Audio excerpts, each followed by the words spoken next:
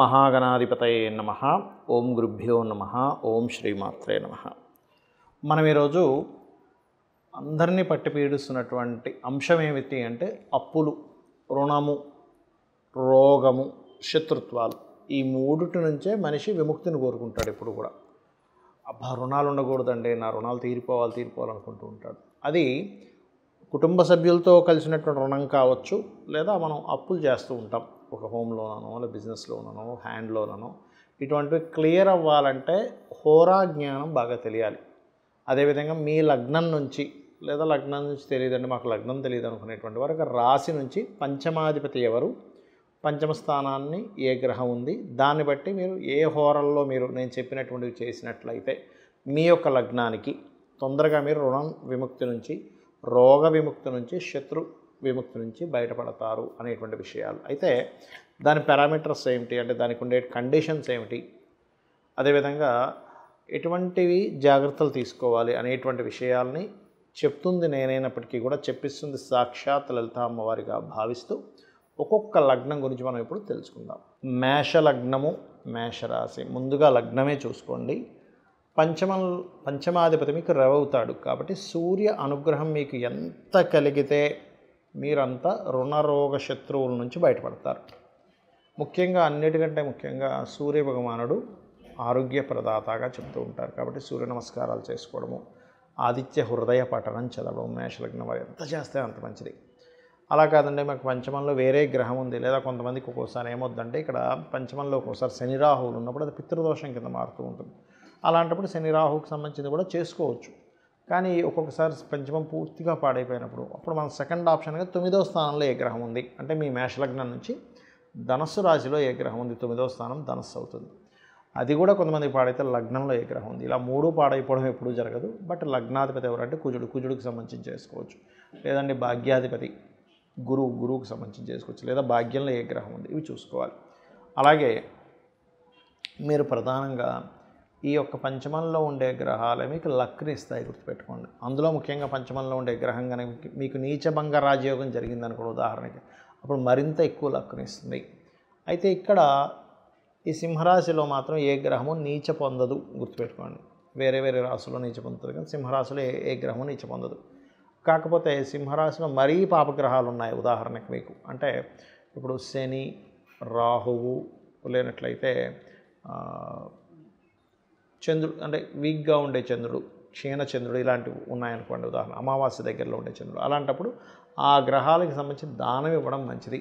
ఇంకా చెప్పాలంటే 6వ స్థానంలో ఉండే గ్రహాలకు దానం ఇస్తే ఇంకా మంచిది. అంటే మీ లగ్నం నుంచి 6వ స్థానం అనేటువంటిది కన్యారాశి అవుతుంది. అంటే లగ్నం నుంచి 6, లగ్నము, ధనము, 3వ స్థానము, 4, 5, 6. ఆ 6వ స్థానంలో ఉండే గ్రహాలకి దానం ఇవ్వడము, 5వ స్థానంలో ఉండేటువంటి గ్రహాలకు సంబంధించిన ఉపాసన చేయడం వల్ల 100% అప్పుల బాధల నుంచి బయటపడతారు. అయితే అప్పుల బాధల నుంచి బయటపడాలి అంటే అమ్మవారి యొక్క నామాల్లో ఓం అపర్ణాయై నమః. మరి అప్పుల బాధల నుంచి బయటపడాలంటే ఫైనాన్షియల్గా గ్రోత్ అవ్వాలి కాబట్టి లలితా సహస్రనామాల్లో ఓం సంపత్కరీ సమారూఢ సింధుర వ్రజ సేవితాయై నమః అనే నామస్మరణ చేయండి. ఇలా కనుక చేసినట్లయితే ఖచ్చితంగా సెట్ అవుతుంది. కాకపోతే మీరు ఏంటంటే రోజు ఒక 40 నిమిషాలు మినిమం చేయాలి. ఏదో 10 నిమిషాలు చేసి 11 సార్లు చేసి 21 సార్లు చేస్తే ఆ ఎనర్జీ సరిపోదు. ఇది బాగా అర్థం చేసుకోండి. ఇక్కడ కొన్ని కండిషన్స్ గుర్తుపెట్టుకోండి. ఏమిటది అంటే ఒకటి, మీకు పంచమంలో ఏ గ్రహం ఉంది. పంచమం అంటే లగ్నము అని ఉంటుంది మన జన్మజాతకంలో. లగ్నం నుంచి 5వ స్థానం పంచమము అంటే లగ్నం ఒకటైతే ధనస్థానము, మన భాతృస్థానము, చతుర్థ స్థానము, పంచమ స్థానం. ఈ 5వ స్థానంలో ఏ గ్రహం ఉందో చూసుకోవాలి. ఆ గ్రహం మీకు మీ యొక్క రుణము, రోగము, శత్రుత్వాల నుంచి బయటపడేసే క్యాపబుల్ కలిగి ఉంటుంది. ఇప్పుడు మనం చూడండి, రకరకాల ట్యాబ్లెట్స్ ఉంటాయి మెడికల్ షాప్లో. అన్ని ఔషధాల్లో కూడా మనకి బాగా పనికొచ్చేది ఏమిటి అంటే ఏమంటే మీకు తలనొప్పి అయితే ఇది వేసుకోండి అంటాం, సారిటాన్ ఏదో. జ్వరం అయితే డోలో వేసుకుంటాం, లేదంటే ఇంకో ప్రాబ్లం ఉంది, విటమిన్ B12 లోపం ఉందన్నప్పుడు ఒక ఇంజెక్షన్ తీసుకుంటాం. అంటే ఏమిటి, మీకు ఏ ప్రాబ్లం ఉందో ఆ సంబంధించింది పనిచేస్తుంది కానీ విటమిన్ B12 మీకు జ్వరాన్ని తగ్గించదు, తలనొప్పిని తగ్గించదు. అలాగే మీ పంచమం ఎవరు, ఎందుకు అంటే రుణ రోగ శత్రుస్థానం ఏదైతే ఉందో అది 6వ స్థానంగా చెప్తూ ఉంటారు జ్యోతిష్ శాస్త్రంలో. ఆ 6వ స్థానానికి వ్యయభావం పంచమ స్థానం.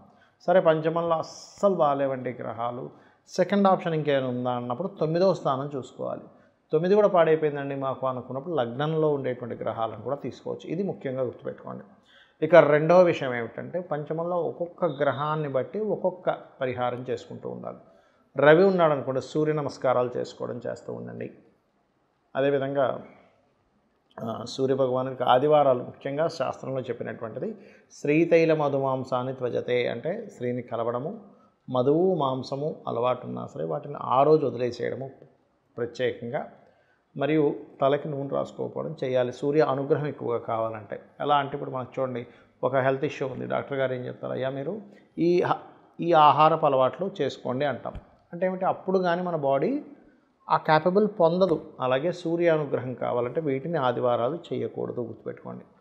ఇక చంద్ర అనుగ్రహం, చంద్రుడు పంచమంలో ఉన్నాడు లేకపోతే భాగ్యంలో ఉన్నాడు లగ్నంలో ఉన్నాడు అనుకుందాం. అప్పుడు చంద్రానుగ్రహం కలగాలంటే చంద్రగ్రహానికి దీపారాధన చేయడము, బియ్యము దానంగా ఇవ్వడము. సూర్యుడికేమో తండ్రికి నమస్కారం చేసుకుంటే చంద్రుడికి తల్లిదండ్రుల్లో ఇద్దరికీ చేసుకోవాలి నమస్కారం అనేటువంటిది. చంద్రుడు ముఖ్యంగా తల్లికి కారకుడు, మనసుకి కారకుడు, కాబట్టి మెడిటేషన్స్ ఎక్కువగా చేయడము. అదేవిధంగా గోవులకి ప్రత్యేకంగా మీరు బియ్యపు పిండి తినిపించడం చేయాలి. ఆ సూర్యుడిదైతే గోధుమ రవ్వ తినిపిస్తుంది. అదేవిధంగా కుజుడు అనుకోండి, సుబ్రహ్మణ్యేశ్వర స్వామి ఆరాధన, పంచమంలో కుజుడు ఉన్నాడు మీకు ఉదాహరణకి, అంటే పంచమం రుణరోగ శత్రుస్థానాలను తగ్గించేదన్నాం కదా, హనుమాత్ ఆరాధన, సుబ్రహ్మణ్యేశ్వర స్వామి ఆరాధన, అందులో ముఖ్యంగా కుజహోరల్లో చేయండి. ఈ రవిహోర చంద్రహోరల్లో ఇందాక నేను చెప్పినట్టుగా రవి పంచమంలో ఉన్నా, లేదా పంచమాధిపతి రవి అయినా, లేదా చంద్రుడు పంచమంలో ఉన్న పంచమాధిపతి చంద్రుడైనా, ఈ హోరా ఎలా చూసుకోవాలి అంటే మీకు ప్లానెటరీ టైమ్స్ అని చాలా యాప్స్ ఉన్నాయి మనకి ప్లే స్టోర్లోకి వెళ్తే, అందులో హోరా యాప్స్ అని కొడితే చాలా వస్తాయి. అందులో ప్లానెటరీ టైమ్స్ కొంతవరకు బాగుంటుంది. అది మీరు తీసుకొని ఇన్స్టాల్ చేసుకొని అది ఎప్పటికప్పుడు మీకు చెప్తూ ఉంటుంది, ఈ పలానా సమయం నుంచి ఈ సమయం వరకు పలానా హోరా ఉంది అని. ఆ రకంగా కనుక మీరు చూసుకున్నట్లయితే కూడా మీకు తొందరగా ఫలిస్తుంది. ఇక అదేవిధంగా ఈ గొడవలు ఏవైనా మనకి గెలవాలనుకున్నప్పుడు కూడా కుజహోర బ్రహ్మాండంగా పనిచేస్తుంది జనరల్గా కూడా. అదేవిధంగా బుధుడు ఉన్నాడు పంచమంలో. ఈ బుధుడు ప్రధానంగా ఏంటంటే మీకు పంచమంలో ఉన్నప్పుడు విష్ణు సహస్రనామాలు చేయడము, అంటే విష్ణు సహస్రనామాలు వినడం కానీ చదవడం కానీ. అదేవిధంగా గోవులకి ఆ సమయంలో మీరు కనుక బుధహోర చూసుకొని ఆ సమయంలో కనుక మీరు గోవులకి గ్రాసము కానీ లేకపోతే గోంగూర కానీ తినిపించినట్లయితే గోంగూర అనేటువంటిది కూడా కాస్త బలాన్ని ఇస్తుంది. అందులో ముఖ్యంగా దేశీవాళి గోవులకు పెట్టండి. అదేవిధంగా ఉదాహరణకి మీకు గురుగ్రహం పంచమంలో ఉంది, గురుగ్రహం ద్వారానే మీకు పూర్తిగా లైఫ్ అనేటువంటిది మారేది ఉంది. ఎందుకంటే పంచమం రుణరోగ శత్రుస్థానాలు తగ్గించే స్థానంగా చెప్పుకున్నాం. ఉపాసనా స్థానము మంత్రస్థానంగా అంటూ ఉంటారు పంచమ స్థానాన్ని. అయితే ఈ పంచమంలో గురువు ఉన్నాడు, దక్షిణామూర్తి స్తోత్ర పఠనం, గోవులకి అరటికాయలు తినిపించడం గురుహోరలో చేస్తూ ఉంటారు. ఇక శుక్రహోర ఫైనాన్షియల్ ఇంప్రూవ్మెంట్స్కి ఎక్కువగా కూడా చేస్తూ ఉంటారు.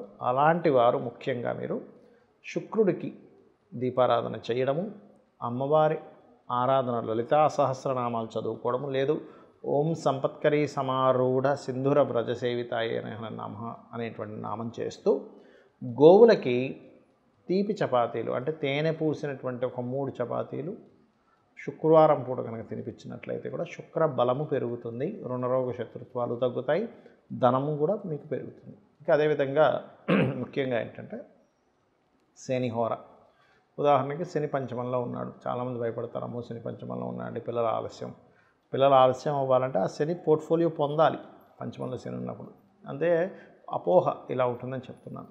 అలాంటప్పుడు మీరు ఏం చేయాలంటే శనిహోరల్లోనే గోవులకు బెల్లం తినిపించడము, నువ్వులు దానంగా ఇవ్వడము, నవగ్రహాలు శని భగవానుడి దగ్గర దీపారాధన చేయడం, ఇవి ఎక్కువగా చేస్తూ ఉండండి.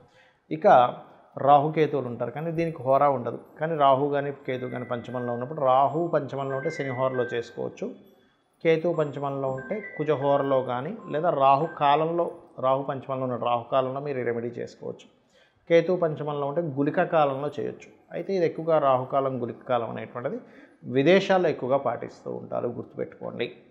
ఇక అదేవిధంగా మరొక విషయం ఏంటంటే గణపతిని ఆరాధించడం. కేతుగ్రహం సరిగ్గా లేదు అంటే మీకు కేతు పంచమంలో ఉన్నాడు, కొంచెం సహజంగా కేతు పంచమంలో ఉన్నప్పుడు కొంచెం ఆలోచనాపరంగా కొంచెం సంతానపరంగా కొంత స్ట్రెస్ ఉంటూ ఉంటుంది, గణపతి ఆరాధన ద్వారా పోతుంది. రాహు పంచమంలో ఉన్నాడు, ఎక్కువ భయాలు ఉంటుంటాయి, అమ్మో ఏమవుతుంది ఏమిటో అనేటువంటిది చిన్న తెలియని ఒక భయాలు మనల్ని వెంటాడుతూ ఉంటాయి. అటువంటప్పుడు దుర్గా ఆరాధన ఓం దుమ్ దుర్గాయ నమః అనే నామస్మరణ చేయడం అన్ని విధాలా ఉత్తమం.